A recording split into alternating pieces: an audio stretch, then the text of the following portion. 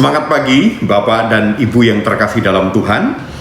Sebelum kita melakukan kegiatan kita sepanjang hari ini, kita akan merenungkan firman Tuhan dan sebelumnya kita berdoa. Segala hormat, pujian dan syukur kami naikkan pada Tuhan saat pagi ini, karena kami boleh ada sebagaimana kami ada. Sebentar kami hendak merenungkan sebagian dari firman-Mu. Tuhan, layakkan kami, Tuhan membela kebenaran firman-Mu, dan dalam nama Tuhan Yesus Kristus kami berdoa. Haleluya. Amin. Bapak, Ibu, dan saudara terkasih dalam Tuhan, tema renungan pagi ini adalah taat atau ketaatan. Kita akan baca bersama-sama di dalam Titus pasal yang kedua ayat yang ke-9. Demikian bunyi firman Tuhan. Hamba-hamba hendaklah taat kepada tuannya dalam segala hal dan berkenan kepada mereka. Jangan membantah. Bulan Desember dikenal oleh seluruh dunia sebagai bulan Natal. Nah, kali ini saya ingin menyoroti dari sisi ketaatan. Di dalam Alkitab ada sepasang suami istri, tokoh yang memiliki ketaatan yang luar biasa. Di dalam firman Tuhan dikatakan demikian. Kata Maria, "Sesungguhnya aku ini adalah hamba Tuhan. Jadilah padaku menurut perkataanmu." Lalu malaikat itu meninggalkan dia. Bapak Ibu yang terkasih, menjadi Ibu Maria pada saat itu bukan satu perkara yang gampang. Tahun 2020 ada seorang artis mengatakan, "Nggak penting yang namanya kekudusan." Tahun 2020 loh. Tetapi buat kita sebagai orang-orang yang mengaku beriman, kita mesti melihat pada pengalaman dan ketulusan ketaatan dari Ibu Maria. Dalam kondisi beliau belum memiliki suami, dia harus mengandung dari Roh Kudus. Suasana yang tidak menyenangkan ini dia ikuti dengan ketaatannya, dan terbukti bahwa keimanannya itu membawa berkat yang luar biasa bahkan bagi seluruh dunia. Itu dari sisi rohani. Dari sisi jasmani, pada waktu itu Kaisar Agustus meminta kepada penduduk di seluruh dunia, dikatakan di sana, untuk melakukan sensus atau cacah jiwa. Dan pada saat itu Ibu Maria dan Bapak Yusuf, mereka harus berjalan mengendarai keledai. Kemudian mereka dalam posisi hamil tua harus mengalami berbagai macam tantangan perjalanan yang tidak mudah. Bapak Ibu yang terkasih dalam Tuhan, pada era sekarang ini yang semuanya seolah-olah serba mudah, serba cepat, dan maunya serba instan, maka perilaku dari Ibu Maria dan Bapak Yusuf ini seringkali menjadi sesuatu yang, wah, kok bisa ketaatan seperti itu. Tetapi yang jelas yang kita catat bersama adalah karena program dari Kaisar Agustus ini, maka Tuhan menggunakan dia untuk mewujudkan rencananya dalam kehidupan dunia ini dan keselamatan Bapak, Ibu, Saudara, dan saya.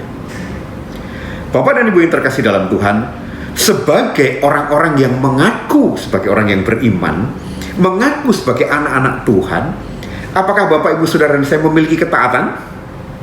Ketaatan yang seperti apa? Yang pertama dari sisi rohani. Mungkin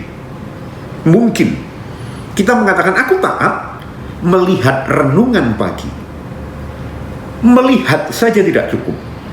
Sudahkah Bapak, Ibu, Saudara, dan saya benar-benar merenungkan kebenaran firman Tuhan lalu mengaplikasikannya dalam kehidupan keseharian? Masihkah Bapak, Ibu, Saudara, dan saya berdoa dalam hidup kita? Doa bukan hanya 3 kali sehari, karena doa bukan makanan rohani buat seseorang yang percaya pada Tuhan. Tetapi doa adalah nafas. Artinya apa? Every time, setiap saat ada doa dalam kehidupan kita. Jangan-jangan saat ini kita hanya berdoa ketika bangun tidur, mau makan. Mari, ketaatan, ketergantungan kepada Tuhan itu seyogianya menjadi bagian hidup Bapak, Ibu, Saudara, dan saya, dimanapun kita berada.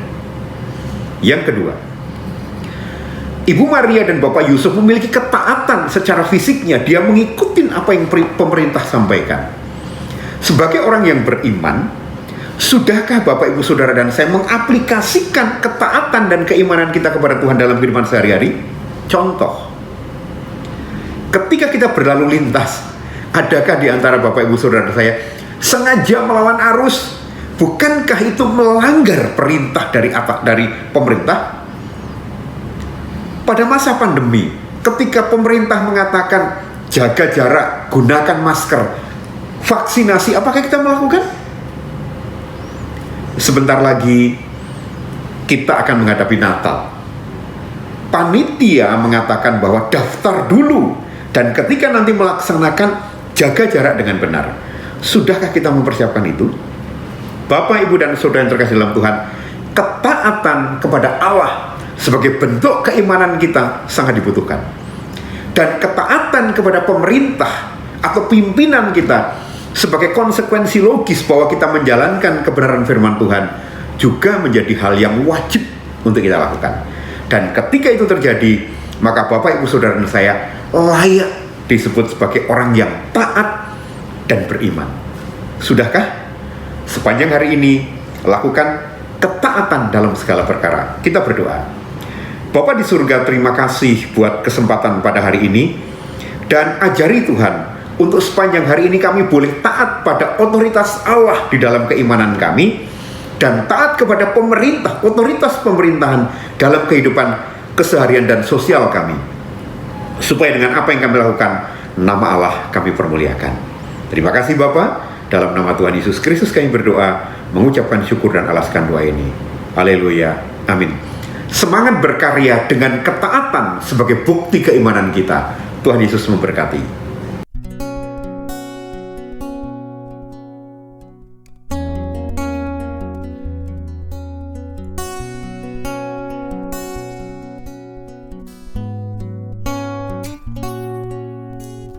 Ku tak membawa apapun juga saat ku datang ke dunia. Ku tinggal semua pada akhirnya saat ku kembali ke surga. Inilah yang ku punya, hati sebagai hamba yang mau taat dan setia padamu Bapa. Kemanapun ku bawa, hati yang menyembah dalam roh dan kebenaran sampai selamanya.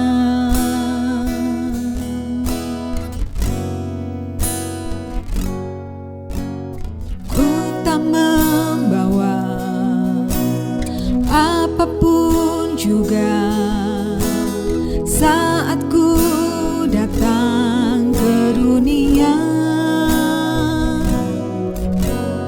Ku tinggal semua pada akhirnya saat ku kembali ke surga.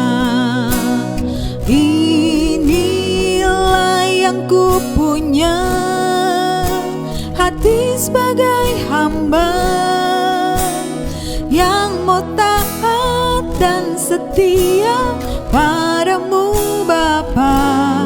Kemanapun ku bawa, hati yang menyembah dalam roh dan kebenaran sampai selamanya. Inilah yang ku punya, hati sebagai hamba yang mau taat dan setia padamu Bapa. Kemanapun ku bawa, hati yang menyembah